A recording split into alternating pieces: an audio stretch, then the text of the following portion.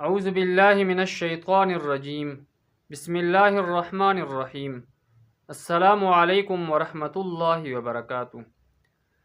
معزز ناظرین کرام، اگر کسی کو نماز میں برے خیالات آتے ہو، پریشان کن خیالات آتے ہو اور وہ اپنے خیالات کو نہیں بھگا سکتے، تو اس کے لیے میں آپ کو ایک عمل بتاتا ہوں۔ انشاءاللہ اس عمل کی برکت کی وجہ سے نماز میں خیالات نہیں آئیں گے۔ تو دوستو، اگر آپ نے ہمارے چینل کو سبسکرائب نہیں کیا ہے تو ہمارے چینل کو سبسکرائب کریں اور لائک کریں اور ایک اچھا سا کمنٹ بھی کریں۔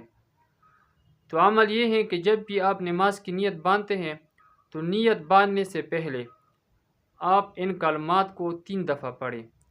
اللہ اکبر کبیرہ، اللہ اکبر کبیرہ، اللہ اکبر کبیرہ، اس کو 3 دفعہ پڑھیں۔ پھر اس کے بعد والحمد للہ کثیرہ، والحمد للہ کثیرہ، والحمد للہ کثیرہ، اس کو بھی 3 دفعہ پڑھیں۔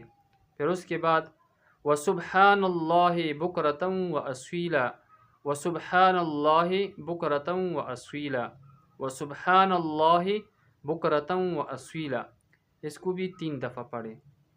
پھر اس کے بعد یہ دعا پڑھیں، اعوذ باللہ من الشیطان الرجیم من ہمزہ ونفخہ ونفثہ، تو اس کو 3 دفعہ پڑھ کر نماز کی نیت باندھیں۔